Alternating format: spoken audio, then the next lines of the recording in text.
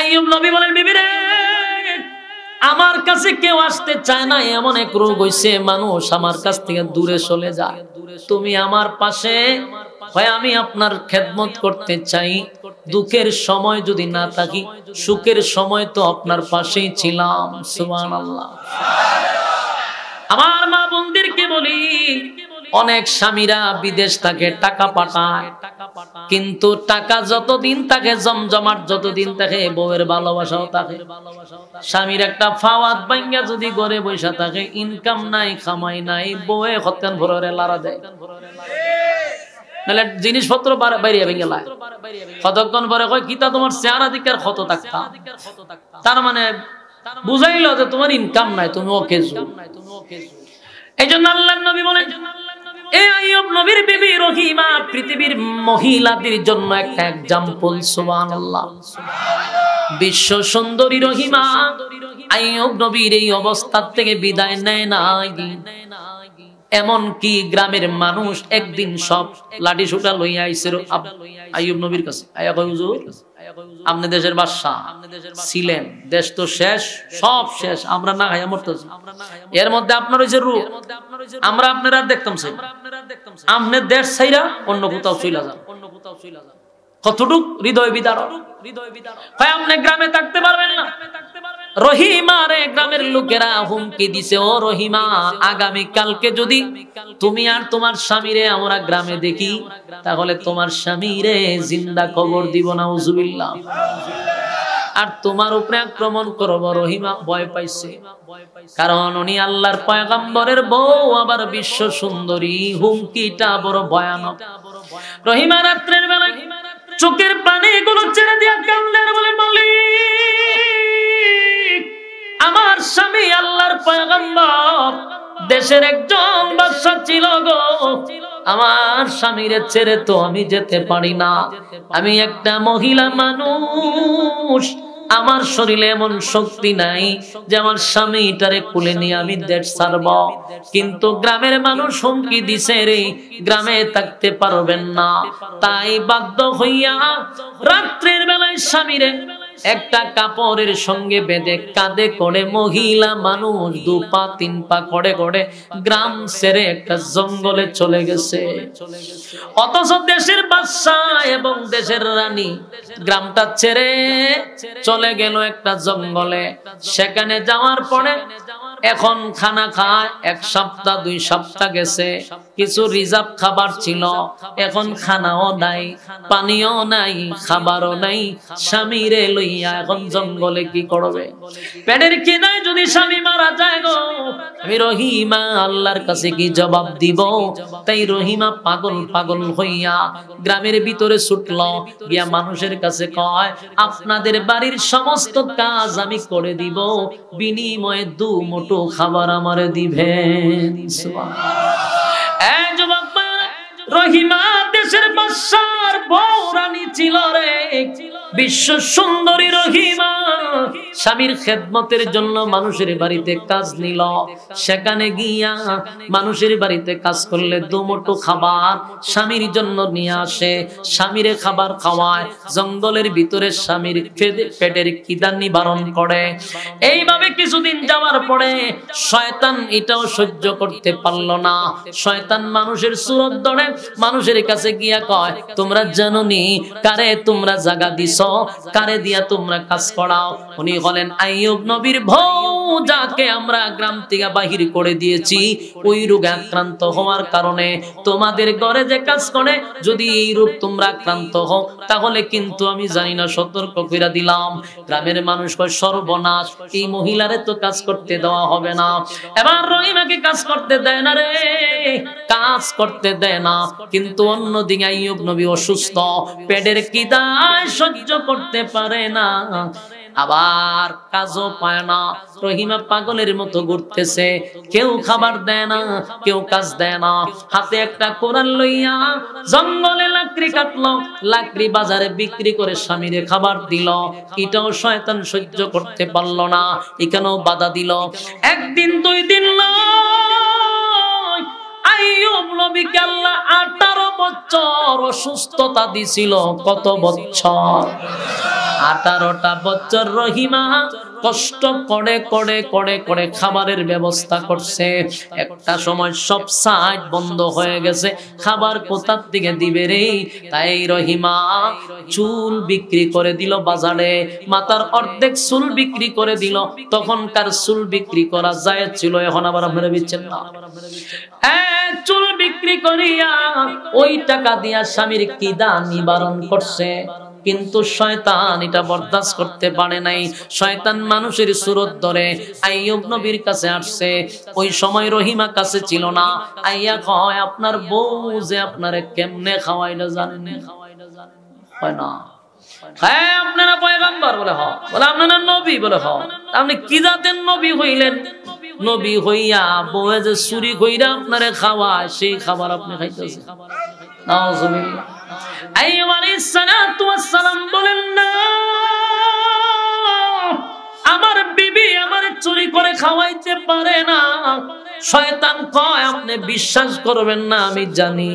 আপনাকে বলে গেলাম, আপনার বিবির মাথার চুলটা বলবেন ওড়নাটা খুলে দেখাইতো, তাহলে বুঝবেন চুরি করতে গিয়ে ধরা খাইছে, মানুষ চুল কেটে রেখে দিছে। নাউজুবিল্লাহ। এই শয়তান কত বড় চক্রান্তে রহিমারে ফালাইলো। আইয়ুব নবী আশ্চর্য হয়ে গেল, আমি একটা আল্লাহর পয়গম্বর, আমার বিবি তো এমন কাজ করতে পারে না। কিন্তু যখন রহিমা সন্ধ্যা বেলা আইয়ুব নবীর কাছে আসছে খাবার নিয়া, আল্লাহর নবী বলেন, রহিমা রে, রব্বে কারীম বলেন, অনর্থক আমি কাউরে দুনিয়ায় পাঠাই নাই, অযথা পাঠাই নাই, নিষ্প্রয়োজনে পাঠাই নাই, অনর্থক বানাই নাই। এটা আল্লাহ বলছে। প্রশ্ন যদি করি, মালিক রে, তাহলে আমাদেরকে কেন পাঠাইলেন? রব্বে কারীম বলেন, ওমা খালাকুতুল জিন্না ওয়াল ইনসা ইল্লা লিয়াবুদুন। আমি মানব এবং দানব দুইটা জাতিরে বানাইছি শুধুমাত্র আমি আল্লাহর গোলামির জন্য। বলুন কিসের জন্য?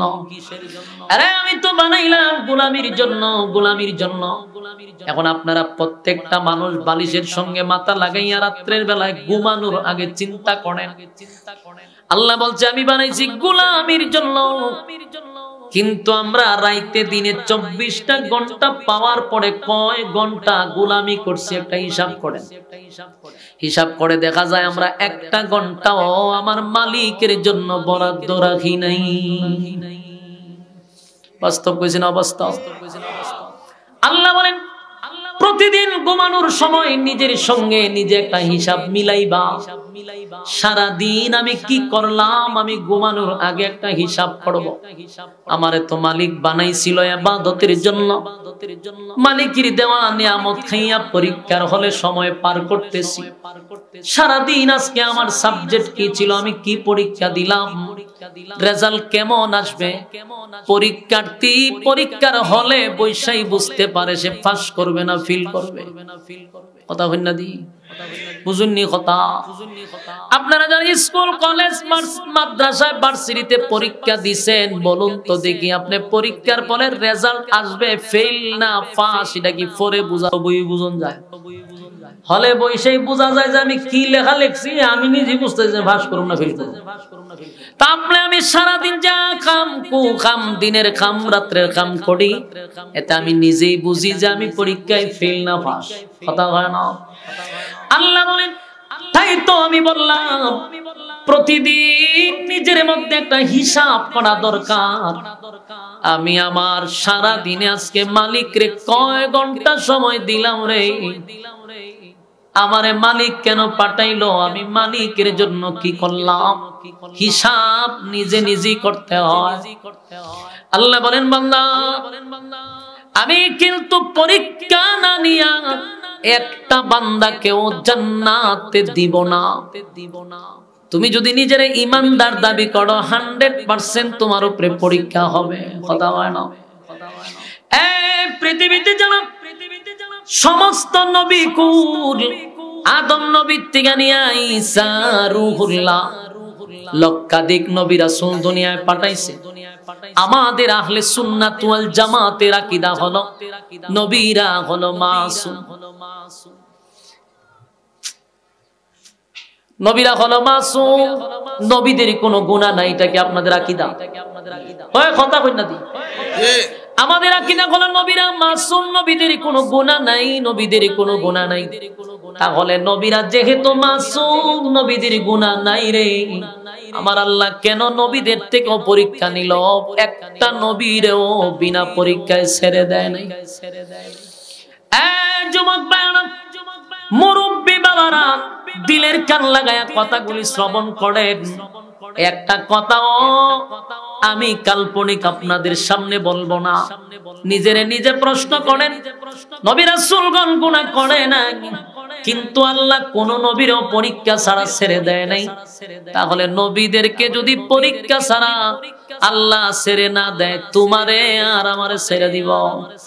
কথা হয় না। আল্লাহ পরীক্ষায় উত্তীর্ণ না হইলে আমি কিন্তু ছেড়ে দিব না। এমন কোন নবী নাই যেই নবীর উপরে আল্লাহ পরীক্ষা করে নাই। আদম নবীরে 350 বছর আল্লাহ কাঁদছে।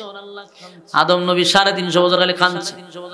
এত কান্না কাঁদছে, এত কান্না কাঁদছে, চোখ দিয়া দাগ পড়ে গেছে রে। এত কান্না কানলো, শুধু একটা ফল শয়তানের দুখায় পড়ে, ফলটা খাওয়ার কারণে জান্নাত থেকে দুনিয়ায় বাহির করে দিল। চিরস্থায়ী জান্নাতে আমাদের আব্বা আম্মা ছিল গো। আদম নবী আমাদের আব্বা, হাওয়া আলাইহিস সালাম আমাদের আম্মা। আব্বা এবং আম্মাকে শয়তান ধোঁকা দিল। এমন ভাবে ধোঁকা দিল যে আল্লাহ নিষেধ করার পর শয়তান ধোঁকা দিয়া ফল খাওয়াইয়া চিরস্থায়ী জান্নাত থেকে ক্ষণস্থায়ী দুনিয়া নামক জায়গায় পাঠায়া দিছে। আর আদম নবী সেই লজ্জায় আর শরমে 350 বছর পর্যন্ত লজ্জায় উপরের দিকেই তাকাইতে চায় না। আর বলে, মালিক কি ভুল করলাম গো, শয়তানের দুখায় পরে ফল খাইলাম। নিষেধ করার পর আমরা ভুলের মধ্যে পড়ে গেছি। একদিন দুই দিন নয়, 350 বছর কান্নার পরেও আদম নবী ক্ষমার ঘোষণা পায় না। একটা সময় আদম নবী চিন্তায় পড়ে গেল, এত কান্না কান্দি, এত মালিকের কাছে প্রার্থনা করি, কিন্তু মালিক এখনো ঘোষণা দেয় না। একটা সময় বলে, মালিক আর কত কানবো, আপনার কাছে মাপ চাই। শয়তানের ওয়াসওয়াসায় পড়ে গেছিল আমার বিবি, তারে ফল খাওয়াইয়া চিরস্থায়ী জান্নাত হারাইলাম, ক্ষণস্থায়ী দুনিয়ায় আসলাম। আল্লাহ, আমি যেদিন চক্ষু খুলে আপনার সর্বপ্রথম যেদিন আমার ভিতর আপনি রূহ দিলেন, আমিও তাকাইলাম, তাকায়া দেখি আরশের নিচে দুইটা নাম একত্রিত। আপনার নামের পাশে আরেকটা নাম দেখা যায়, মুহাম্মাদুর রাসূলুল্লাহ সাল্লাল্লাহু আলাইহি ওয়াসাল্লাম। এই নামের কি এত গুণ, কেন গো আমি জাগ্রত হইয়াই এই নামটা দেখলাম? তাহলে অবশ্যই নামের সাথে আপনার একটা সুসম্পর্ক আছে। এই নামের নিশ্চয়ই কোনো একটা বরকত আছে। ওই নামের উসিলাও আজকেও আবার প্রতিদিনের মতো আপনার কাছে ক্ষমা চাই। ওই নামটা যদি আপনার কোনো প্রিয় বস্তু হয়, কোনো প্রিয় ব্যক্তি হয়, ওই নামের উসিলায় আমি আদম রে আপনি ক্ষমা করে দেন। আল্লাহ রাব্বুল আলামিন সাথে সাথে সাথে সাথে ক্ষমার ঘোষণা দিয়া দিল। জিবরাইল রে পাঠায়া দিল, আদম রে 350 বছর কানলি, এমন একটা নাম আজকে উচ্চারণ করলি যেই নামের সাথে আমার গভীর সম্পর্ক। আমি আল্লাহ আমার বন্ধুর নামের খাতিরে আমি আদম তরে মাফ করে দিলাম, তোর বিবিরও মাফ করে দিলাম। সুবহানাল্লাহ। আল্লাহ রাব্বুল আলামিন পরীক্ষা নিছে, পরীক্ষা ছাড়া কোন নবীরে ছাড় দেয় নাই। নূহ আলাইহিস সালাতু ওয়াস সালাম একদিন নয় গো, 950 বছর। চিন্তা করেন কয় বছর? আরো জোরে, 9.5 বছর, 950 বছর, 950 বছর পর্যন্ত দিনের দাওয়াত দিল। মানুষের দ্বারে দ্বারে কালেমার দাওয়াত দেয়, কিন্তু কালেমা উম্মতরা পড়ে না। নূহ পয়গম্বর মানুষের দানে দানে কালেমার দাওয়াত লইয়া যায়, কিন্তু নূহ পয়গম্বরকে মানুষ পিছন দিয়া ডিল মারে, পাথর মারে। হায়রে কান্না, নূহ পয়গম্বর কাঁদছে, একদিন নয় 950 বছর নূহ পয়গম্বর গলে কাঁদছে। এত মায়ের মারছে বেঈমানেরা, নূহ পয়গম্বরকে রক্তাক্ত করছে, মারছে। এরপর পয়গম্বর কালেমার দাওয়াত দেওয়া বন্ধ করলো না। কয়েকজন মানুষ কালেমা পড়ছে, 900 বছরের 40 জনের মতো কালেমা পড়ছে। এই নূহ পয়গম্বর 950 বছর কান্নার পরে আমার আল্লাহ নূহ পয়গম্বর একদিন নিজেই আল্লাহ বলেন, পয়গম্বর এই জাতি 950 বছর কালেমার দাওয়াত পাইয়া এরপরও তারা কালেমা গ্রহণ করে না, আপনার উপরে নির্যাতন করে, রক্তাক্ত করে, আপনার কোনো চাওয়া পাওয়া আসেনি। নূহ পয়গম্বর কয়, আল্লাহ 950 বছর দাওয়াত দিলাম কিন্তু কালেমা পড়লো না, এদেরকে আর কালেমার দাওয়াত দিয়ে লাভ হবে না, এদের ব্লাড নষ্ট হয়ে গেছে। কথা ঠিক নেই?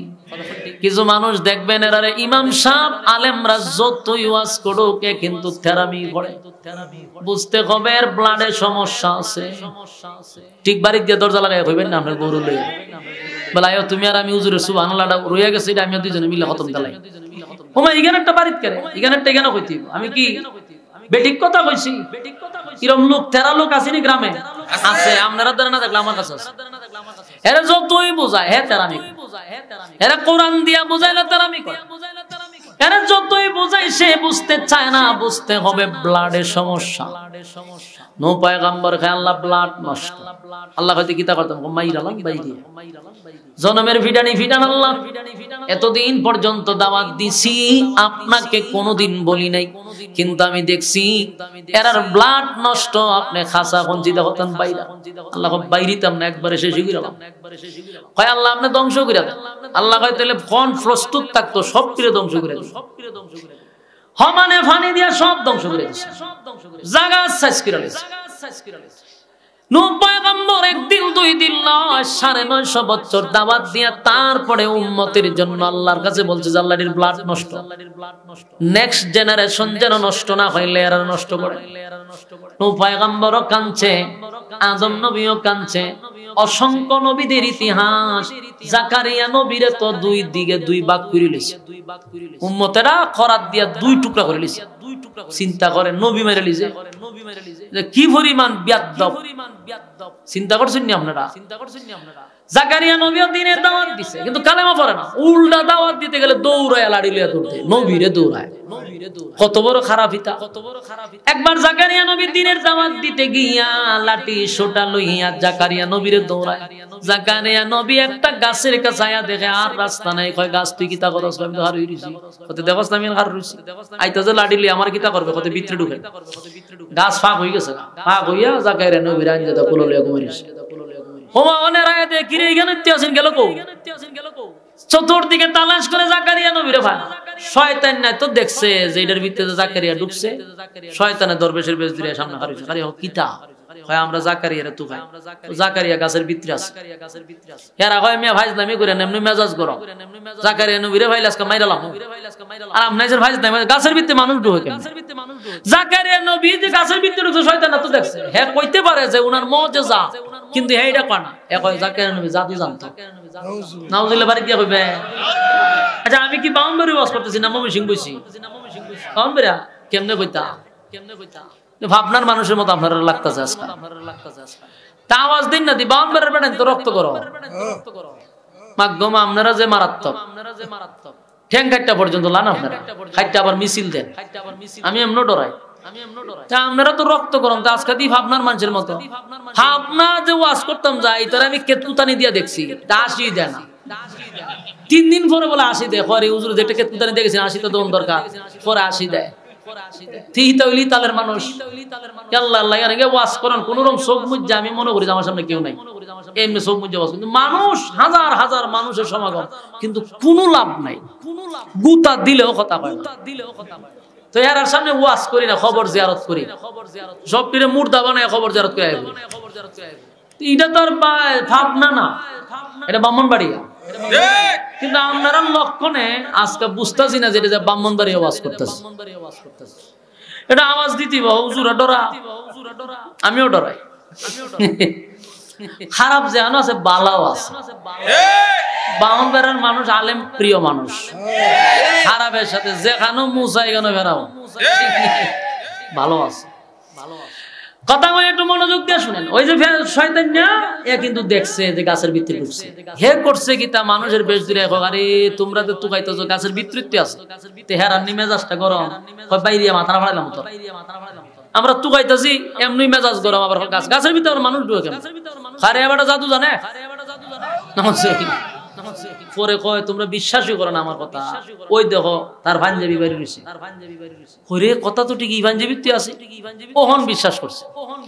এরা হয়তো সমস্যা নাই আমরা ফাইরালাম হোমাজকেন খরাত লই আইছে কি পরিমাণ জাহেল চিন্তা করে ইটা দিয়ে অনেক থেকে মানুষ থেকে আরো খারাপ।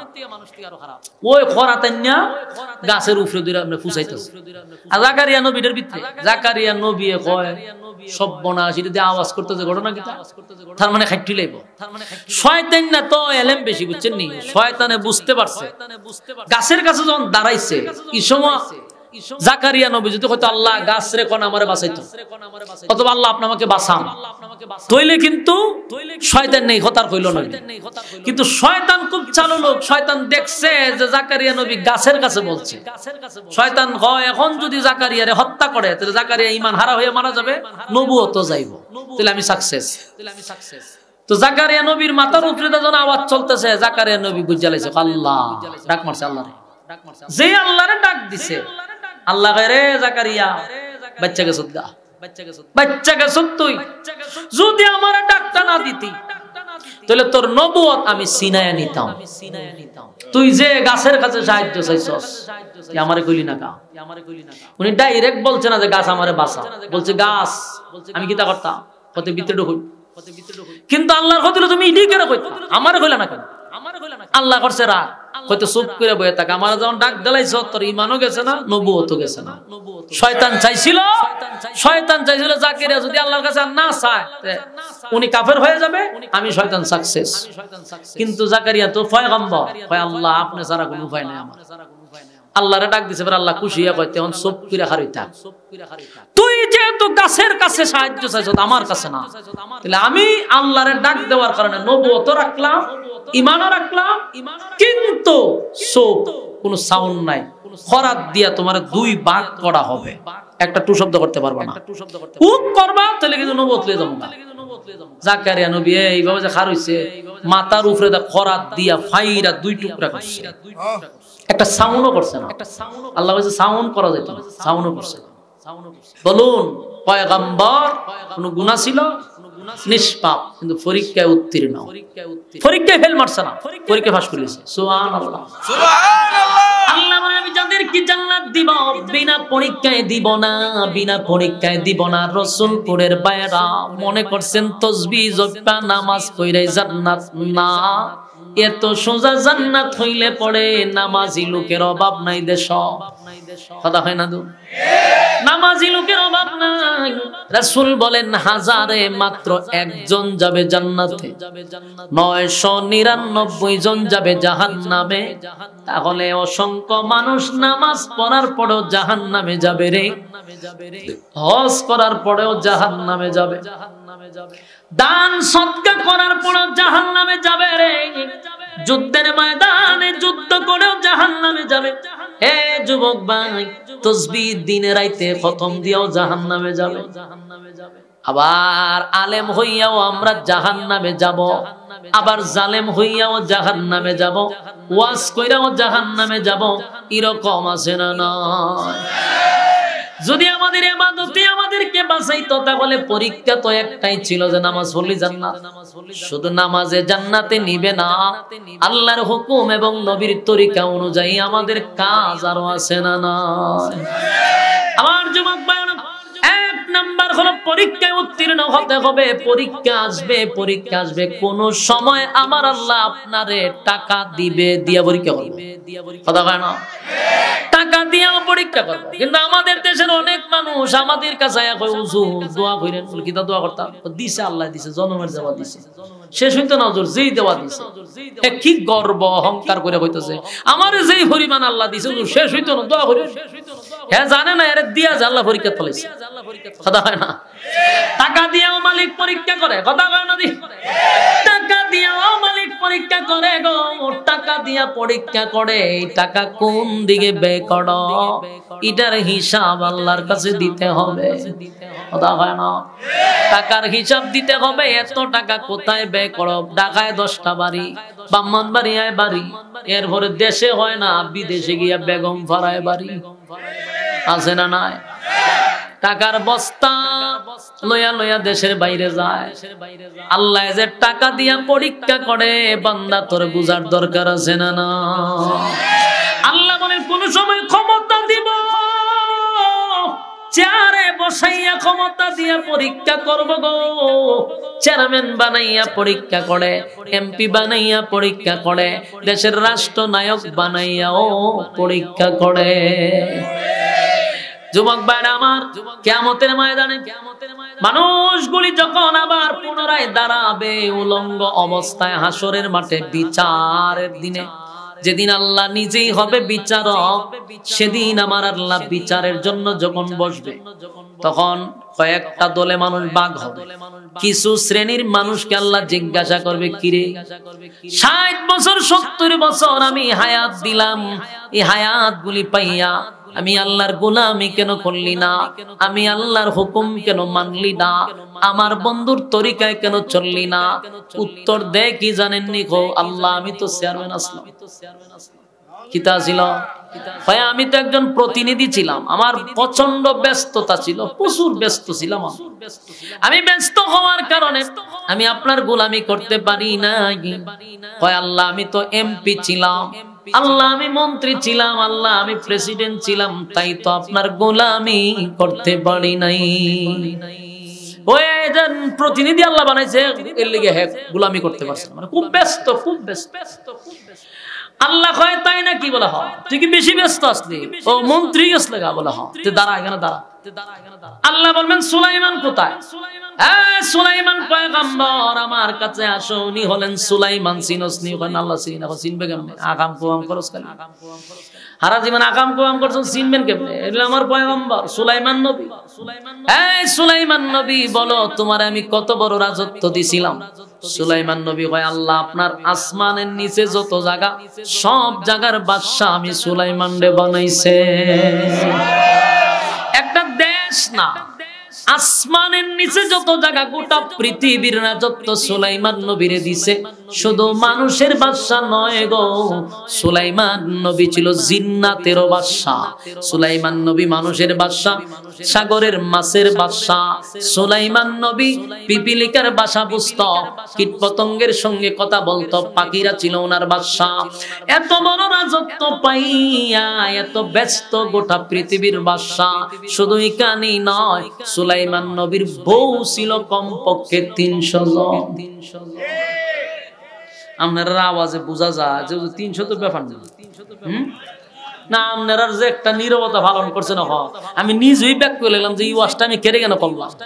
এটা আমার জীবনে সবচেয়ে ব্যর্থতা।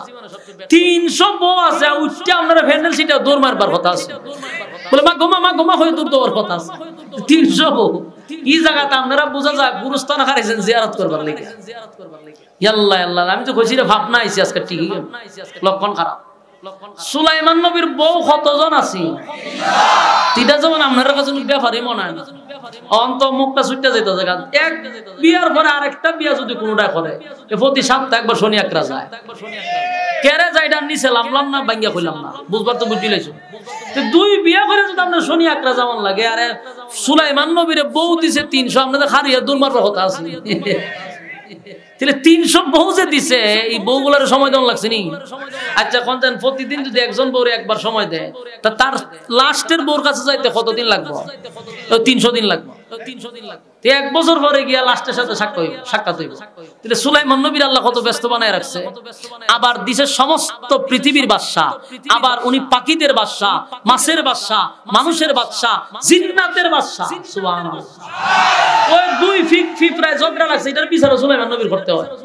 ফাইকা 2টা লাগছে ঝগড়া, ডানার মাঝে খাম মারছে, এটাও সুলাইমান নবীর বিচার করতে হয়। তাহলে কত ব্যস্ত বানায় রাখছে। কিন্তু আল্লাহ হয় এত বড় বাদশাই দিছি, সুলাইমান নবী 1 সেকেন্ডও আমি আল্লাহরে ভুলে নাই। কিয়ামতের কাঠিন ময়দানে আপনি আল্লাহর সামনে দাঁড়ায় বলবেন, মালিক আমি তো দেশের প্রেসিডেন্ট ছিলাম, আল্লাহ আমার জুতাটা এর বাইরে হতে না, তুই আমারে প্রধানমন্ত্রীর দোহাই দিয়া ইবাদত বাদ দিছ। সুলাইমান নবীরে যে গোটা পৃথিবীর বাজত্ব দিলাম আমি। হ্যাঁ সূরা হাজলামি করে ফেরেশতারা কইবে, আল্লাহ আমরা তো ছাইরা দেন, একটু ভিডিও দেন কত দূরে আধা জুতা দা বাইরিবা আর আলো নিয়ে আসে কথা যে তুই যে এনে বর্ডার করস, তোর আম্মার প্রতিনিধি আসলি, 16 বছর প্রতিনিধি করছস। আর সুলাইমান নবী গোটা পৃথিবী রাজত্ব করছে, আল্লাহ বলছে না। আর আম্মার রাজত্ব ভাইয়া তুই বুইলা লইছ আল্লাহরে, বলতো না কিতা করতো, দেশের সম্পদ লুট করবো না আল্লাহরে ডাকবো। ঘটনা তুই কেন? আল্লাহ বলেন সুলাইমান আমি রাজত্ব দিলাম, কিন্তু সুলাইমান নবী আমারে ভুলে নাই, ভুলে নাই, ভুলে নাই। এরপরে আরেকজন কইব, কিতারে তুই গোলামি করলি না কেন? আল্লাহ কিতা গোলামি করতাম, বলছেন আমার মাথা ঘুরায়, আমি উঠতে খারিলে চোখে কিচ্ছু দেখি না, তা আমার শরীরে ঘুরায়, আমার ফেডো মুসর মারে, আমার শরীরে জানে কিতা কিতা করে, আমি কইতারি না, আমি খুব দুর্বল, আল্লাহ অসুস্থ আসলে বলো হ এলে গোলামি করতার সুত না না হতে খারি থাক। আল্লাহ ভাই আইয়ুব নবী কই, এই আইয়ুব কোথায় রে? আইয়ুব নবীর আল্লাহ দাঁড় করাইব, জিনস নিয়ে না চিনবে কেমনে? জুতা দা দিমু তোরে, চিনলে না কেন? উনি পয়গম্বর, চিনবে কেমনে? তুই তো দেশের সম্পদ বাহিরে নেওয়ার সিদ্ধান্ত নিছ, তুই কি নবী চিনার চিন্তা করছস? ফেরেশতা কইবে আল্লাহ জুতা দেন আমার। বাস্তব না বাস্তব? আল্লাহ কই উনি একজন পয়গম্বর, তুই যে তোর ফেডের বেদনা, তোর মাথার বেদনা, এটা একটা রূপ তুই বানাইছস, তোর মাথা ঘুরায় এলে ইবাদত করতারছস না।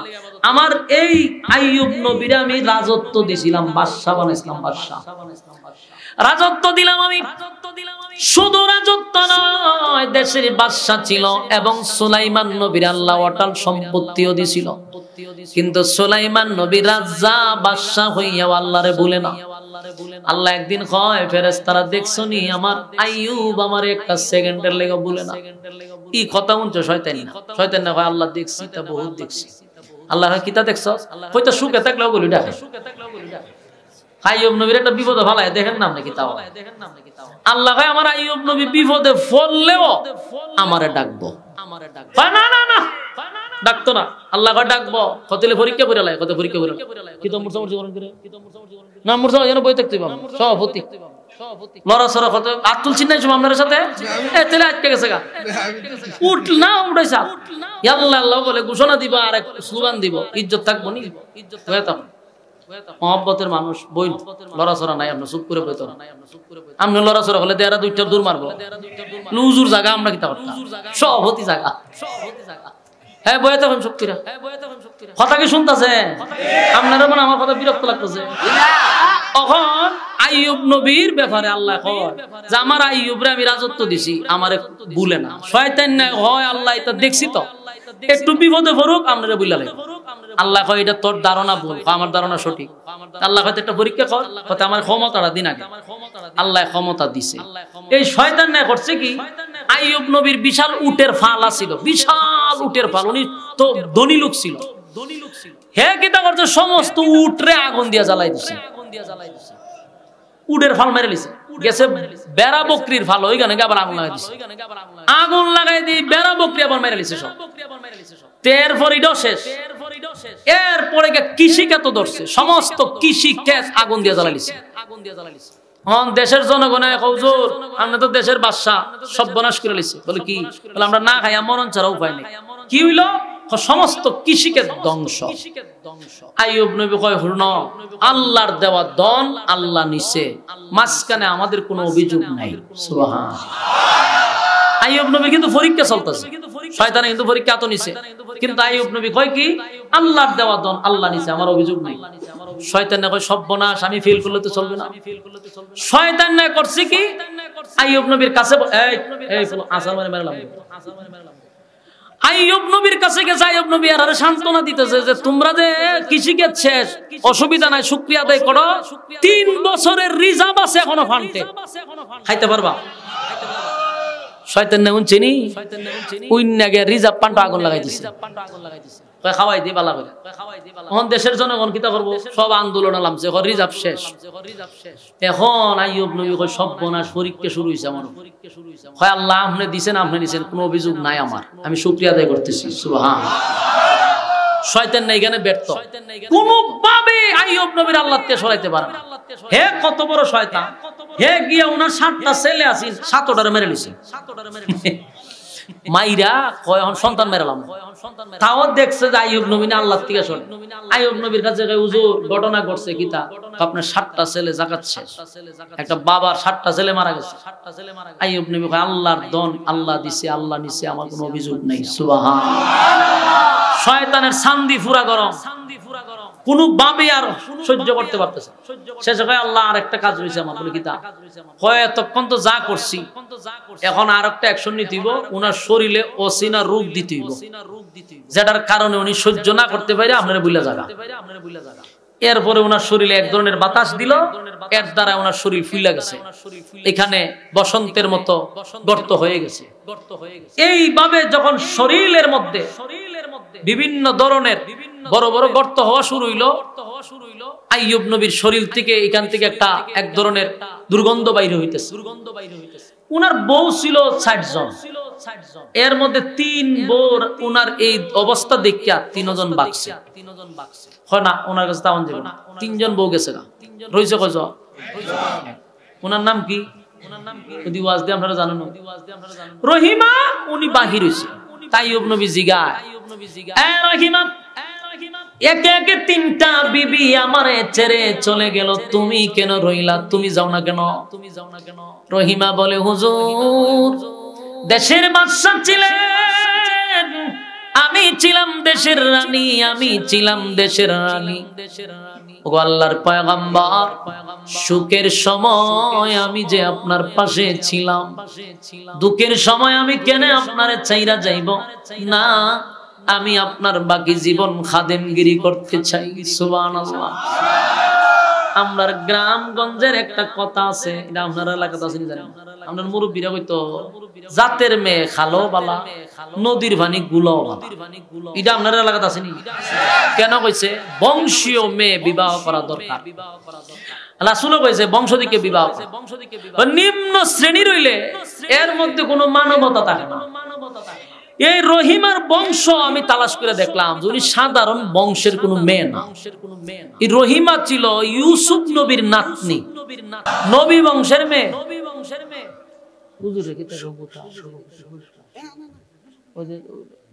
অজুহাত দিতেছে আমরা গুতায় গাড়া, আরেকজন গাড়া বর করছি নি, শয়তানের ওয়াজ করতে গিয়ে কোন বর ঘুরে বলিছে খারে কিতা করবে। হ্যাঁ আচ্ছা না, বহুত চেষ্টা করছি। 9 তারিখ দেখাবো পরচলা।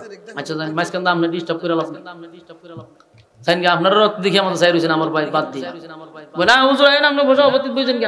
সভাপতি চেঞ্জ হইছে। হ্যাঁ বল কথা মনোযোগ দিয়ে শুনেন। এখন এই আইয়ুব নবী রহিমার জিগাইতে তুমি কেন রইছো? ওই যে বংশ, রহিমা কার মেয়ে? ইউসুফ নবীর নাতনি, বলতে ইউসুফ নবীর ছেলের ঘরের মেয়ে। এই যে কারিম ইবনে কারিম, সাধারণ কোন মেয়ে না। আগের 3 জন গেছে গা, এখন রহিমা রইছে। রহিমা সাধারণ কোন মেয়ে নয়। কিতাবে লেখছে রহিমা বিশ্ব সুন্দরী ছিল। আপনারা দুইটা জানেন ইউসুফ নবীর আল্লাহ পৃথিবীর অর্ধেক সুন্দর দিচ্ছে। ইউসুফ নবীর ছেলের ঘরে মেয়ে হইলে কেমন হবে? এটা আগুন হইতো না। এই জন্য তখনকার বিশ্ব সুন্দর। আবার রহিমা বাদশার বউ মানে রানী, আবার হইল বিশ্ব সুন্দরী। কোন দিক দিয়ে রহিমা কমতি নাই, কিন্তু এমন স্বামীরে চাইরা রহিমা যায় না। আরো যে 3 জন গেছে রাত থেকে আরো বেশি সুন্দর, মানে বিশ্ব সুন্দরী। এই বউ 3টা আছে, কাছে দাঁড়াও নাই। কিন্তু রহিমা যায় না, ওই যে বংশ। আইয়ুব নবী বলেন, বিবি রে, আমার কাছে কেউ আসতে চায় না, এমন এক রোগ হইছে, মানুষ আমার কাছ থেকে দূরে চলে যায়। তুমি আমার পাশে হয়, আমি আপনার খেদমত করতে চাই। দুঃখের সময় যদি না থাকি, সুখের সময় তো আপনার পাশেই ছিলাম। সুবহানাল্লাহ। আমার মা বোনদেরকে বলি, অনেক স্বামীরা বিদেশ থেকে টাকা পাঠায়, কিন্তু টাকা যতদিন থাকে, জমজমাট যতদিন থাকে, বউয়ের ভালোবাসাও থাকে। স্বামীর একটা ফাওয়াত ভাঙ্গা যদি ঘরে বসে থাকে, ইনকাম নাই, খামাই নাই, বউয়ে হত্যান ভরে লারা দেয়, নাহলে জিনিসপত্র বাইরে ভেঙে লায়। কতক্ষণ পরে কয়, কিতা তোমার চেহারা দিকার ক্ষত থাকতা, তার মানে বুঝাইলো যে তোমার ইনকাম নাই, তুমি ওকে। এই জন্য আল্লাহর নবী বলেন, এই আইয়ুব নবীর বিবি রহিমা পৃথিবীর মহিলাদের জন্য একটা এক্সাম্পল। সুবহানাল্লাহ। বিশ্ব সুন্দরী রহিমা আইয়ুব নবীর এই অবস্থা থেকে বিদায় নেয় নাই।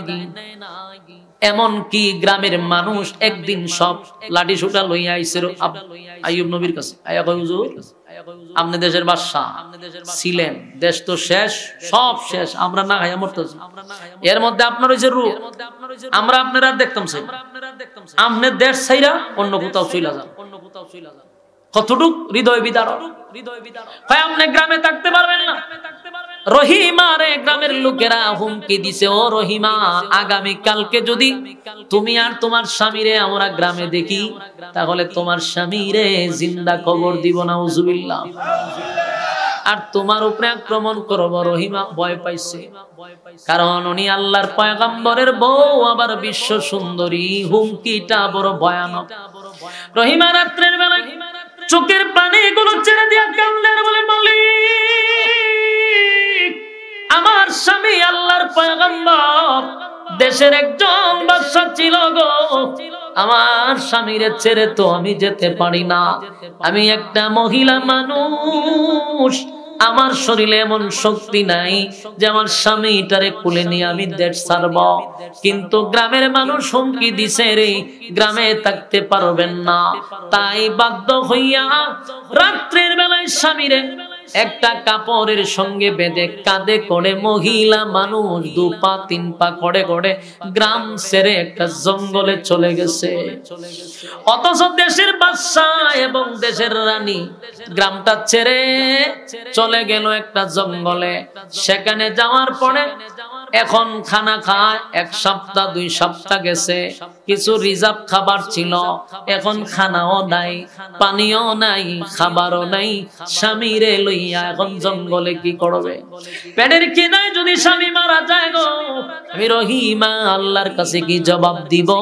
তাই রহিমা পাগল পাগল হইয়া গ্রামের ভিতরে ছুটল, গিয়া মানুষের কাছে কয়, আপনাদের বাড়ির সমস্ত কাজ আমি করে দিব, বিনিময়ে 2 মুঠো খাবার আমারে দিবেন। এই যুবক রহিমা দেশের বাদশার বউ রানী ছিল রে, বিশ্ব সুন্দরী রহিমা স্বামীর খেদমতের জন্য মানুষের বাড়িতে কাজ নিল। সেখানে গিয়া মানুষের বাড়িতে কাজ করলে 2 মুঠো খাবার স্বামীর জন্য নিয়ে আসে, স্বামীরে খাবার খাওয়ায়, জঙ্গলের ভিতরে স্বামীর পেটের খিদা নিবারণ করে। এইভাবে কিছুদিন যাওয়ার পরে শয়তান এটাও সহ্য করতে পারল না। শয়তান মানুষের সুরত ধরে মানুষের কাছে গিয়া কয়, তোমরা জানোনি কারে তোমরা জায়গা দিছো, কারে দিয়া তোমরা কাজ করাও? উনি বলেন, আইয়ুব নবীর বউ যাকে আমরা গ্রাম থেকে বাহির করে দিয়েছি, ওই রোগে আক্রান্ত হওয়ার কারণে তোমাদের ঘরে যে কাজ করে, যদি এই রোগ তোমরা আক্রান্ত হও, তাহলে কিন্তু আমি জানি না, সতর্ক করে দিলাম। গ্রামের মানুষ কয়, সর্বনাশ, এই মহিলারে তো কাজ করতে দেওয়া হবে না। এবার রহিমাকে কাজ করতে দেয় না রে, কাজ করতে দেয় না। কিন্তু অন্যদিকে আইয়ুব নবী অসুস্থ, পেটের খিদায় সহ্য করতে পারে না, আবার কাজও পায় না। রহিমা পাগলের মতো ঘুরতেছে, কেউ খাবার দেয় না, কেউ কাজ দেয় না। হাতে একটা কোরাল লইয়া জঙ্গলে লাকড়ি কাটলো, লাকড়ি বাজারে বিক্রি করে স্বামীরে খাবার দিল। এটাও শয়তান সহ্য করতে পারল না, এখানেও বাধা দিল। 1 দিন 2 দিন নয়, আইয়ুব নবীকে আল্লাহ 18 বছর অসুস্থতা দিছিল। কত বছর? 18টা বছর রহিমা কষ্ট করে করে করে করে খাবারের ব্যবস্থা করছে। একটা সময় সব সাইড বন্ধ হয়ে গেছে, খাবার কোথা থেকে দিবে রে? তাই রহিমা চুল বিক্রি করে দিল বাজারে, মাথার অর্ধেক চুল বিক্রি করে দিল। তখনকার চুল বিক্রি করা যায় ছিল, এখন আবার আপনারা দিচ্ছেন না। চুল বিক্রি করিয়া ওই টাকা দিয়া স্বামীর কিদা নিবারণ করছে। কিন্তু শয়তান এটা বরদাস্ত করতে পারে নাই। শয়তান মানুষের সুরত ধরে আইয়ুব নবীর কাছে আসছে। ওই সময় রহিমা কাছে ছিল না। আইয়া কয়, আপনার বউ যে আপনারে কেমনে খাওয়াইলো জানেন? হয় না? হ্যাঁ, আপনারা পয়গম্বর বলে হ, বলে আপনারা নবী বলে হ। আপনি কি জাতের নবী হইলেন? নবী হইয়া বউয়ে যে চুরি কইরা আপনারে খাওয়ায়, সেই খাবার আপনি খাইতেছেন। নাউজুবিল্লাহ। আইয়ুব আলাইহিস সালাতু ওয়াস সালাম বলেন, না, আমার বিবি আমার চুরি করে খাওয়াইতে পারে না। শয়তান কয়, আপনি বিশ্বাস করবেন না, আমি জানি।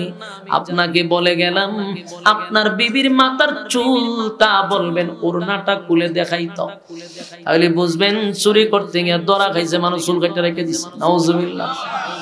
এই শয়তান কত বড় চক্রান্তে রহিমারে ফালাইল। আইয়ুব নবী আশ্চর্য হয়ে গেল, আমি একটা আল্লাহর পয়গম্বর, আমার বিবি তো এমন কাজ করতে পারে না।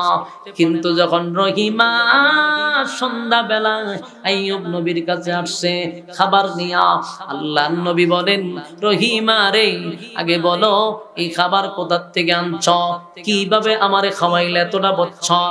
রহিমা বলে, প্রাণের স্বামী, হ্যাঁ, আমি আপনাকে হালাল খাবার খাওয়াইছি, কোন হারাম খাবার আপনি পয়গম্বর আমি খাওয়াইতে পারি না। আইয়ুব নবী বলেন, তা যদি সত্য হয় গো, তোমার মাথার কাপড়টা সরাও, আমি দেখতে চাই। রহিমার ভিতরে মোচড় মারছে, হায় রে, আমার মাথার চুল নাই, আমার স্বামী দেখলে কলিজায় ব্যথা পাবে। এরপরে চুল সরাইতে দেখে মাথায় চুল নাই। আইয়ুব নবীর মেজাজ গরম হয়ে গেছে, রাগান্বিত হইয়া বলল, বিবি রে, আমি একজন আল্লাহর পয়গম্বর, কেমনে গো নিজের মাথার চুল বিক্রি করে আমারে মানুষের বাড়িতে চুরি করে আমারে খাবার খাওয়াইলা, সেই খাবার আমি পয়গম্বর হইয়া খাইছি। আজকের থেকে তোমার কোনো খাবার আমি আর খাবো না, আমি এই অবস্থায় মারা যাব, তারপরও আমি পয়গম্বর হারাম খাবো না। রহিমা চোখের পানি ছেড়ে দিয়ে বলে, না, প্রাণের স্বামী, আপনাকে আমি হারাম খাবার খাওয়াই নাই, আমি আপনার জন্য চুল বিক্রি করে খাবার আনছিলাম। কিন্তু এরপর আইয়ুব নবী বিশ্বাস করতে রাজি না। এমনি আইয়ুব নবী হযরত রহিমাকে বিদায় করে দিল। রাগান্বিত হইয়া বলল, তুমি আমার সামনে আসবা না, বিদায় করে দিল। এমনি বিদায় হওয়ার পরে জিবরাইল হাজির হইছে। সুবহানাল্লাহ। আল্লাহ বলে, জিবরাইল, বন্ধুর কাছে খবর পৌঁছায় দাও। জিবরাইল বলে, আল্লাহর পয়গম্বর, কেন গো আপনি আপনার রহিমারে বিদায় করে দিলেন? রহিমা আপনাকে চুরির খাবার খাওয়ায় নাই, রহিমা আপনারে হালাল খাবার খাওয়াইছে। সুবহানাল্লাহ। আপনার বিবি হালাল খাবারের ব্যবস্থা আপনার জন্য করছে, আপনারে কোনো খারাপ খাবার খাওয়ায় না। অনর্থক আপনি রাগান্বিত হইলেন না। এলাকার একজন মুরব্বী আমার এই নিউজটা দিছে, বলে এটা মুরব্বী না, এটা শয়তান, এটা হইলো শয়তানের খারাজি। হ্যাঁ, আপনাকে ধোঁকা দিছে। আইয়ুব নবী কই, ইন্না লিল্লাহি, এটা করলাম কি? আমার বিবি উপর আমি রাগান্বিত হইছি। আইয়ুব নবীর কাছে আবার জিবরাইল কয়, জানেননি 18টা বছর আপনারে কেমনে খাওয়াইছে? আপনার বিবি বিশ্ব সুন্দরী একজন রানী হইয়া মানুষের বাড়িতে কাজ করে, সেই টাকা দিয়ে আপনার খাবারের ব্যবস্থা করছে গো নবী। হালাল খাবার, হারাম না। নিজে লাকড়ি কেটে বিক্রি করে আপনারে খাওয়াইছে, হালাল হারাম, হারাম খাবার নয়, হালাল খাবার খাওয়াইছে। আইয়ুব নবীর চোখ দিয়া পানি পড়ে আর কয়, হায় রে, এমন বিবি রে আমি এত রাগান্বিত হইলাম। কিন্তু হযরত রহিমা বিকাল বেলায় এমনি স্বামীর কাছে আবার আসছে। আইয়ুব নবী কান্দেন, বলে, বিবি রে, বুঝতে পারি নাই, তোমার উপরে জুলুম করছি। আল্লাহর পয়গম্বর আইয়ুব নবী বিবির কাছে বলল, বিবি রে, এত কষ্ট করে আমারে তুমি খাওয়াইলা। এমনি বিবি রহিমা বলে, প্রাণের স্বামী, হ্যাঁ, সুখের সময় আপনার পাশে ছিলাম, দেশের বাদশার বউ ছিলাম, আজকে আপনার এই অবস্থায় আমি রহিমা আপনাকে ছেড়ে যেতে চাই নাই। সুবহানাল্লাহ। আমি শুধু বুঝাইতে চাই, আইয়ুব আলাইহিস সালাতু ওয়াস সালাম একদিন নয় গো, একদিন নয়, 18টা বছর রোগে আক্রান্ত হইয়া আল্লাহ আইয়ুব নবীর থেকে পরীক্ষা নিছে। আইয়ুব নবীর থেকে পরীক্ষা নিল। একদিন জিবরাইল আলাইহিস সালাতু ওয়াস সালাম আইয়ুব নবীর কাছে এসে বসছে, বইসা সালাম দিছে, কিন্তু আইয়ুব নবী সালামের উত্তর দেয় না। অনেকক্ষণ পরে আইয়ুব নবী সালামের উত্তর দিল। জিবরাইল আলাইহিস সালাতু ওয়াস সালাম অবাক হয়ে গেল, আমি জিবরাইল আল্লাহর পয়গম্বরকে সালাম দিলাম, এত দেরিতে কেন সালামের উত্তরটা দিল রে? আইয়ুব নবী বলেন, জিবরাইল, আমি তো আপনার সালামের উত্তরটা অনেক দেরিতে দিছি, আপনি কি মাইন্ড করছেন? জিবরাইল কয়, অবশ্যই আমি মাইন্ড করছি, কারণ আপনি একজন পয়গম্বর হইয়া সালামের উত্তর যদি এত দেরি করেন, উম্মত কি করবে? আইয়ুব নবী বলেন, ভাই জিবরাইল, সালামের উত্তরটা দেরি হইছে কেন জানো? তুমি যখন আমারে সালাম দিছো, আমার মুখের ভিতরে আল্লাহর দুইজন মেহমান খাবার খাইতেছিল। আমি যদি জিহ্বাটা লড়াইয়া তোমার সালামের উত্তর দেই গো, তাহলে আল্লাহর দুইটা মেহমান তৃপ্তি মিটাইয়া খাবারটা খাইতে পারবে না। তাই তো আমি মুখটা বন্ধ করে রেখেছিলাম। দুইটা আল্লাহর মেহমান আমার শরীরের মুখের ভিতরের গোশতগুলা খাইতেছিল, তাদের খিদা নিবারণ শেষ, তারপরে তোমার সালামের উত্তর দিলাম। জিবরাইল আশ্চর্য হইয়া বলে, মালিক, আর কত পরীক্ষা নিবেন? আপনার আপনার প্রতি সন্তুষ্ট, আপনার প্রতি বেজান না। আল্লাহ বলেন, জিবরাইল রে, আমার বন্ধু রে, আমি পরীক্ষা নিছিলাম, আমার বন্ধু পরীক্ষায় ফার্স্ট ডিভিশনে পাস করছে, আমার বন্ধুরে আর কষ্ট দিতে চাই না। তুমি আমার বন্ধুরে বলো তার পায়ের গোড়ালি দিয়া যেন মাটিতে একটা আঘাত করে। আল্লাহর পয়গম্বরকে জিবরাইল বলেন, হুজুর, আপনার পায়ের গোড়ালি দিয়া আপনি মাটিতে একটু আঘাত করেন। এমনি আইয়ুব নবীর চোখ দিয়া পানি পড়া শুরু হয়ে গেছে। জিবরাইল বলেন, আল্লাহর পয়গম্বর,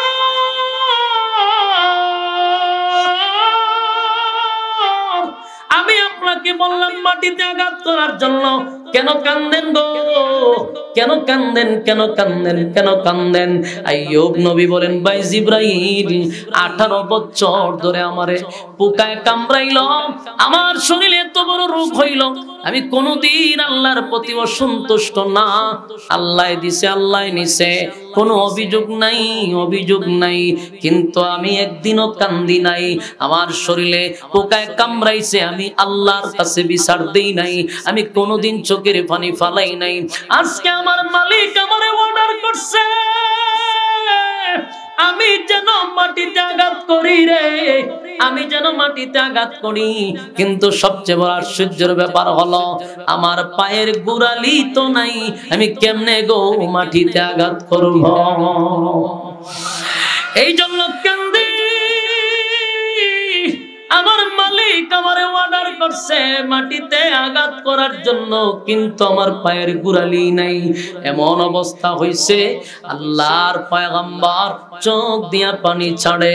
জিবরাইল কয়, মালিক, আপনার আইয়ুবের পায়ের গোড়ালি শেষ হয়ে গেছে, কি দিয়া মাটিতে আঘাত করব? আল্লাহ কয়, আমার সিস্টেম তো সিস্টেম, আমার বন্ধুরে বলো পাটা যেন হালকা লড়াই দেয়। যেই মাত্র নাড়া দিল, পায়ের তলার থেকে পানি ওঠা শুরু হয়ে গেল। এবার জিবরাইল পয়গম্বর আইয়ুব রে পানিটা পান করাইল। পানির মধ্যে গোসল করার জন্য বলা হলো। আইয়ুব নবী যখন গোসল করতে নামলো, যেই মাত্র ইটটা দাঁড়াইছে, গেছে, তাকায়া দেখে শরীরে বিন্দু পরিমাণ কোনো দাগের চিহ্ন নাই। আগের থেকে 1000 গুণ সৌন্দর্য বেড়ে গেছে, আগের থেকে বড়ি সুন্দর, আগের থেকে চেহারা সুন্দর। আল্লাহর পয়গম্বরের চেহারা দেখা পয়গম্বর সাজদায় পড়ে কান্দে গো, আল্লাহ আগের থেকে তোমার সৌন্দর্য বেড়ে গেছে, আগের থেকে বডি ভালো হয়ে গেছে। অন্যদিকে রহিমা খাবারের সন্ধানে ছিল, সন্ধ্যা বেলায় এসে দেখে একজন সুঠাম দেহের অধিকারী সুন্দর চেহারার লোক দাঁড়ায় আছে। রহিমা একটা চিৎকার দিয়া বেহুশ হয়ে গেছে, মনে করছে বেগানা কোনো পুরুষ দাঁড়ায় আছে। আইয়ুব নবী বলেন, রহিমা আমি কোনো বেগানা নয় গো, তোমার স্বামী আইয়ুব তোমার সামনে দাঁড়ায় আছে। হযরত রহিমা চিৎকার দিয়া কয়, প্রাণের স্বামী হে, আপনার শরীরে একটা স্পট নাই, আগের থেকে সৌন্দর্য আপনার বেড়ে গেছে। এমনি আইয়ুব নবী বলেন, রহিমা গো, আমার মালিক আমারে পরীক্ষা করছিল, আমি পরীক্ষায় নাকি পাস হয়ে গেছি, তাই আল্লাহ আগের চেয়ে আমার সবকিছু ফিরাইয়া দিছে, রাজত্ব ফিরাইয়া দিছে, আল্লাহ ধন সম্পদ বাড়ায়া দিছে, দেশের বাদশা আবারও আইয়ুব নবীরে বানায়া দিছে। জোরে কোন সুবহান। একটা জবান বন্ধ রাখবেন না, আল্লাহু আকবার। হ্যাঁ আর জোরে কোন আল্লাহু আকবার। এই মানে আওয়াজ দিয়ে বল আল্লাহু আকবার। আল্লাহ বলে, বান্দা শুন, পরীক্ষা ছাড়া জান্নাত দিব না, পরীক্ষা ছাড়া জান্নাত দিব না। পরীক্ষায় যদি উত্তীর্ণ হতে পারো, ওয়াদা দিলাম, ইন্নাল্লাযীনা আমানু ওয়া আমিলুস সালিহাতি কানাত লাহুম জান্নাতুল ফিরদাউসি নুজুলা। আল্লাহ বলেন, যারা ঈমান আনছে, ঈমান আনার পরে যারা নেক আমল করলো গো, ওয়াদা দিলাম জান্নাতের মেহমান আমি বানাবো। জান্নাত বলতে সাধারণ কোনো জান্নাত না, জান্নাতুল ফিরদাউসের মেহমান বানায়া দিব। শর্ত হলো, জান্নাতে যাওয়ার জন্য প্রথম নাম্বার শর্ত হলো ঈমান, 2 নাম্বার হলো নেক আমল, 3 নাম্বার হলো হক কথা, 4 নাম্বার হলো ধৈর্য। এই 4টা কোয়ালিটি যারা জীবনের সাথে মিলাইতে পারবে, আল্লাহ বলেন আমি তাদেরকে জান্নাত দিব। প্রথম নাম্বার হলো ঈমান, সুদ খাইয়া ঈমান না, ঘুষ খাইয়া ঈমান না, জিনা কইরা ঈমান না, বেবিচারি কইরা ঈমান না, বেনামাজি ঈমান না, বেপরদাওয়ালার ঈমান না। ঈমান আনতে হবে সাহাবায়ে কেরামদের মতো, ঈমানদার ঈমানের মতো থাকতে হবে। জীবন দিবেন ঈমানের জন্য, কিন্তু ঈমান বিক্রি করা যাবে না। কথা বল ঠিক কিনা? ঈমানের জন্য জীবন দিব, কিন্তু ঈমান দিব না। ঈমানদারের কাছে সবচেয়ে বড় সম্পদ হলো ঈমান। কথা হয় না? ঈমান বিক্রি করা যাবে না। সম্পদের জন্য ঈমান বিক্রি করা যাবে না, রাজত্বের জন্য ঈমান বিক্রি করা যাবে না। কথা হয় না? এই ঈমান বিক্রি অতীতে হইছে নি? কথা হয় না? আর হইছে না? কত লম্পট আর সুর বদমাশগুলি দেশের রাজত্ব পাইয়া ঈমান বিক্রি করছে, ঠিক কিনা বলেন? আপনারা জানেন পার্লামেন্টের প্রায় 300 সদস্য ছিল, এদের মধ্যে অধিকাংশই তো ছিল নিজেকে মুসলমান দাবি করত, এরা নিজেদেরকে ঈমানদার দাবি করত। কিন্তু 16 বছরের ইতিহাসে আমরা যা দেখলাম, 16 বছরের ইতিহাসে আল্লাহর পয়গম্বরকে নিয়ে ব্লগাররা লেখালেখি করলো, নবীর বিরুদ্ধে লেখালেখি করলো, মাদ্রাসার বিরুদ্ধে কথা বললো, আলেমদের বিরুদ্ধে কথা বললো। একটা নাস্তিকের বিচার 16 বছরে বাংলার জমিনে হইল না। কিন্তু শেখ মুজিবুরের বিরুদ্ধে কথা বললে পরের দিন ফাঁসির কাস্টে ঝুলতে হয়। কিন্তু সোনার বাংলাদেশে সবাই তো ইমানদার দাবি করছে, কথা কয় না? সেই স্বৈরাচারের যতগুলা ছেলেপেলা ছিল সবগুলা নিজের ইমানদার দাবি করত, কিন্তু এদের ঈমান বিক্রি করছে ভারতের কাছে। বাস্তব না বাস্তব? আজকেও তাদের এজেন্ডা বাস্তবায়ন করার জন্য ওই যে প্রথম আলোর পত্রিকার সাংবাদিক গুলো এখনো বাংলাদেশে আছে, বুক ফুলিয়ে মুসলমানের উপরে এখনো কথা বলতেছে।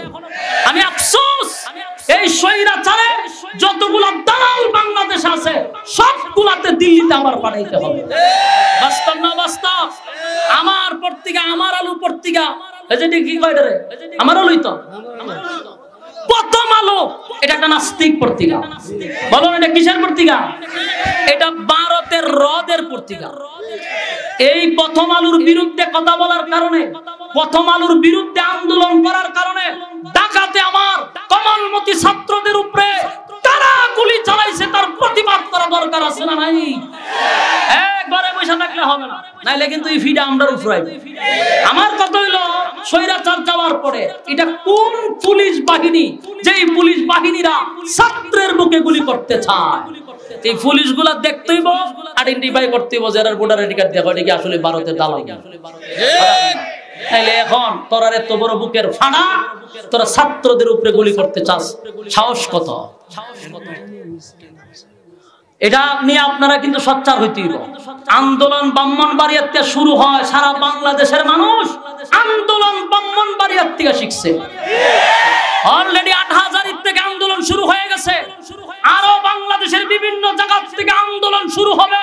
তারা কারা যে আমার সোনার ছেলেদের বুকে গুলি চালায়, এত বড় সাহস? আম্মা গেছে গহন তোর তো খবর কেড়ে রে, এ কথা বল, তোর আম্মা নাই, তোর খবর কে? এতিম ফুলাবান তোর তো খবর কেড়ে, অনাথ এতিম টুকাই তোর তো খবর করতে গেছে। এইগুলোর ব্যাপারে আপনারা সোচ্চার হতে হবে, গরম ভূমিকা রাখতে হবে।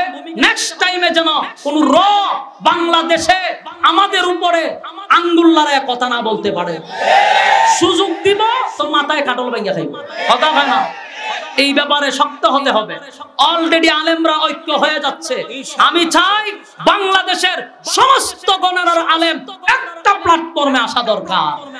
আগামীর বাংলাদেশ হবে হেফাজতের বাংলাদেশ, আগামীর বাংলাদেশ হবে বাংলাদেশ খেলাফত মজলিসের বাংলাদেশ, আগামীর বাংলাদেশ হবে ইসলামী আন্দোলনের বাংলাদেশ, আগামী বাংলাদেশ হবে জামাত ইসলামের বাংলাদেশ। ঠিক কিনা বলেন? ইসলামের বাংলাদেশের জন্য অপেক্ষা করতে হবে, তবে ইমানি পরীক্ষা আসবে, পরীক্ষায় উত্তীর্ণ হতে হবে, জান্নাতও পাবেন না, পরীক্ষায় ফেল করবেন। কারা কারা ইমানের পরীক্ষা দিতে রাজি আছেন হাত তুলে দেখায়া দেন। লিল্লাহে তাকবীর, লিল্লাহে তাকবীর। আল্লাহ শোকনা যত বাধা, যত জোর সাইক্লোনে, রাসূলের পথে মোরা চলবই। এটা কইতে আমার সাথে, আশোকনা যত বাধা, যত জোর সাইক্লোনে, রাসূলের পথে মোরা চলবই, চলবই, চলবই। এ জীবন বাজি রেখে দিনের নিশান মোরা বাংলার আকাশে উড়াবই।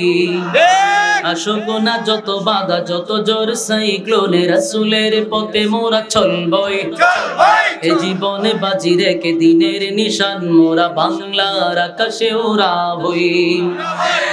মোরা কামানের মুখোমুখি দাঁড়িয়ে, মোরা কামানের মুখোমুখি দাঁড়িয়ে আল্লাহু আকবার বলবো। আশোকনা যত বাধা, যত জোর সাইক্লোনে, রাসূলের পথে মোরা চলবই, চলবই, চলবই। এ জীবনে বাজি রেখে দিনের নিশান মোরা বাংলার আকাশে উড়াবই। আমাদের দেহে বহে জিহাদি রক্ত, প্রাণে প্রাণে বিপ্লবী ঝংকার। তাকবীরে তাকবীরে বাতিলের মসনদ, কত ভেঙে করেছি যে চুরমার, কত ভেঙে করেছি যে চুরমার, কত ভেঙে করেছি যে চুরমার। এই শিরবন তো আল্লাহর কাছে শুধু নয়, কোন তাগুদের কাছে। শহীদ কাফেলা নিয়ে যাব জানিয়ে কি দিন মকসুদে মঞ্জিলে পৌঁছে, মকসুদে মঞ্জিলে পৌঁছে, মকসুদে মঞ্জিলে পৌঁছে। আমাদের ছোট হৃদয়ে, আমাদের ছোট হৃদয়ে রাসূলের প্রেম ছবি আঁকবো। আশোকনা যত বাধা, যত জোর সাইক্লোনে, রাসূলের পথে মোরা চলবই, চলবই। এ জীবনে বাজি রেখে দিনের নিশান মোরা বাংলার আকাশে উড়াবই। আশোকনা যত বাধা, যত জোর সাইক্লোনে, রাসূলের পথে মোরা চলবই, চলবই। এ জীবনে বাজি রেখে দিনের নিশান মোরা বাংলার আকাশে উড়াবই। কালেমায়ে শাহাদাতে জপে জপে আমরা বেরিয়ে পড়েছি পথে পথে। কেদো না মাগো, যেতে দাও যেতে দাও পীরি মাশায়েখদের সাথে, পীরি মাশায়েখদের সাথে। জালিমের পাঞ্জায় বিশ্ব মুসলমান, কান্নায় বাঁচে নীল আকাশ। কথা হয় না? জালিমের পাঞ্জায় বিশ্ব মুসলমান, বালিমের পাল্লায় জালিমের পাল্লায় বিশ্ব মুসলমান কান্নায় বাঁচে নীলাকাশ আমাদের ছোট হৃদয়ে রাসূলের প্রেম ছবি আঁকবো আসুক না যত বাধা যত জ্বর সাইক্লোনে রাসূলের পথে মোরা চলবই এ জীবনে বাজি রেখে দিনের নিশান মোরা বাংলার আকাশে উড়াবই মোরা কামানের মুখোমুখি দাঁড়িয়ে আল্লাহু আকবার বলবো আসুক না যত বাধা যত জ্বর সাইক্লোনে রাসূলের পথে মোরা চলবই এ জীবনে বাজি রেখে দিনের নিশান মোরা বাংলার আকাশে উড়াবই ربنا لا تزغ قلوبنا بعد إذ هديتنا وهب لنا من لدنك رحمة إنك أنت الوهاب إن صلاتي ونسكي ومحياي ومماتي لله رب العالمين رب العالمين الله গভীর রাত হয়ে গেছে নুজুলের রহমতের সময় দোয়া কবুলের সময় আপনার কতগুলি মায়ার মহব্বতের বান্দাদেরকে নিয়ে হাত বাড়াইছি রব্বুল আলামিন সাদা সাদা দাড়িওয়ালা মুরব্বিরা আমার সঙ্গে হাত বাড়াইলো রব্বুল আলামিন আল্লাহ ছোট ছোট মাসুম বাচ্চারা হাত বাড়াইলো তরুণ নওজোয়ান ভাইয়েরা হাত বাড়াইলো হাজী সাহেবরা হাত বাড়াইলো পর্দার আড়ালে মা বোনেরা হাত বাড়াইলো বিশেষ করে জাতির শ্রেষ্ঠ সন্তান হযরত উলামায়ে কেরামরা হাত বাড়াইলো রব্বুল আলামিন আমরা যারা হাত বাড়াইছি আমাদের মধ্যে অনেকের মা নাই বাবা নাই দাদা নাই দাদি নাই নানা নাই নানি নাই শ্বশুর নাই শাশুড়ি নাই আত্মীয় স্বজন ভাই বেরাদর পাড়াপড়শি হকদার দাবিদার মহব্বতের মানুষ অনেকেই কবরে চলে গেছে আল্লাহ এই মহব্বতের বান্দাদেরকে নিয়ে নজুলে রহমতের সময় ভিক্ষুকের হাত বাড়াইলাম বিশেষ করে এতক্ষণ যা বললাম যা শুনলাম সবগুলি কথা বলতে গিয়া ভুল ত্রুটি থাকলে মাফ করে দেন সবের হাদিয়া কোটি কোটি গুণ বাড়াইয়া সোনার মদিনায় মনোয়ারা পৌঁছায়া দেন আদম থেকে নিয়ে আজকে পর্যন্ত মুমিন মুমিনাত যারা কবরে শায়িত প্রত্যেকের রূহে সব পৌঁছায়া দেন রব্বুল আলামিন আল্লাহ আব্বা আম্মা যাদের নাই তাদের কবরে পৌঁছায়া দেন দাদা দাদির কবরে পৌঁছায়া দেন নানা নানির কবরে পৌঁছায়া দেন আমরা যারা হাত বাড়াইছি আমাদের মধ্যে আল্লাহ অনেক মানুষ অনেক আশা লইয়া হাত বাড়াইছে প্রত্যেকের দিলের নেক বাসনা পুরা করে দেন বিশেষ করে এই মাহফিলটা যেই যুবকরা একত্রিত হইয়া আজকের এই আয়োজন করতে গিয়া যারা টাকা দিয়া পয়সা দিয়া বুদ্ধি দিয়া শ্রম দিয়া রান্না বান্না কইরা আমাদেরকে খাওয়াইয়া যে যেমনে পারছে আল্লাহ প্রত্যেকের সাধ্য অনুযায়ী শরীক থাকার চেষ্টা করছে আয় আল্লাহ তাআলা যারা এই মাহফিলটা করতে গিয়া বুদ্ধি পরামর্শ দিয়া টাকা পয়সা দিয়া সাহায্য সহযোগিতা করছে প্রত্যেকের ব্যবসা বাণিজ্য খামাই রোজগারে বরকত বাড়ায়া দেন আমার অনেক প্রবাসী ভাইয়েরা জড়িত আল্লাহ তাদের এই খামাই রোজগার আপনি বরকত বাড়ায়া দেন আল্লাহ যারা শরীক হয়েছে তাদের ব্যবসা বাণিজ্য বরকত দেন বাচ্চা কাচ্চাগুলো দিনদার মুত্তাকি বানায়া দেন দুনিয়া আখিরাতের ইজ্জত আর সম্মান আপনি দান করেন রব্বুল আলামিন আমার ডাইনে বামে সামনে পিছনে যত গুরুস্থান আছে প্রত্যেকটা মুর্দাগানের কবরে আজকের সওয়াব আপনি পৌঁছায়া দেন আমাদের পক্ষ থেকে দুরুদ এবং সালাম সোনার মদিনায় পৌঁছায়া দেন রব্বুল আলামিন শেষ দরখাস্ত আল্লাহ কত মানুষ গভীর রাত পর্যন্ত বড় আশা লইয়া আমার কাছে অনেকেই দোয়া চাইছে আল্লাহ যেই নিয়তে দোয়া চাইছে প্রত্যেকের দিলের নেক বাসনাটুকু আপনি পুরা করে দেন আল্লাহ আমরা যারা হাত বাড়াইছি আল্লাহ আমরা অনেকেই অভাবে আছি অভাব দূর করে দেন অনেকেই ঋণগ্রস্ত আছি ঋণ থেকে আপনি মুক্তি দান করেন অনেক মানুষ অসুস্থ আছি শিফা দান করেন অনেক মানুষ পেরেশানির মধ্যে আছি পেরেশানি দূর করে দেন আল্লাহ আমরা অনেকেই গুনাহগার আপনার দরবারে হাত বাড়াইছি জিন্দেগীর সব গুনাহ আপনি maaf করে দেন বাকি জিন্দেগি যতদিন বাঁচায় রাখবেন ইহদিনাস সিরাতাল মুস্তাকিম সঠিক সরল রাস্তার উপরে চলার তৌফিক দেন যেমনে চললে আপনি মালিক আমাদের প্রতি খুশি হন ওইভাবে চলার তৌফিক দেন চলার পথে শয়তানের ওয়াসওয়াসা থেকে হেফাজত করেন মানুষের দুশমনির থেকে হেফাজত করেন, জিন শয়তান থেকে হেফাজত করেন, মানুষ শয়তান থেকে হেফাজত করেন। আল্লাহ দুশমনের দুশমনির থেকে হেফাজত করেন, আল্লাহর কাছে বালা মুসিবত থেকে হেফাজত করেন। আপনার দরবারে দরখাস্ত, তামাম বিশ্বের মুসলমানদেরকে এক হওয়ার তৌফিক দেন। তামাম বিশ্বের মুসলমানদেরকে আল্লাহ একটা প্ল্যাটফর্মে আসার তৌফিক দেন রব্বুল আলামিন। আল্লাহ আপনার নবীর জুতার ধুলার বরকতে দুয়ারে কবুল করেন, আপনার নবীর জুতার দুলার বরকতে দোয়াটারে কবুল করেন। সুবহানা রাব্বিকা রাব্বিল ইজ্জাতি আম্মা ইয়াসিফুনা ওয়া সালামুন আলাল মুরসালিন ওয়ালহামদুলিল্লাহি রাব্বিল আলামিন। আমিন বিরহমাতিকা ইয়া আরহাম।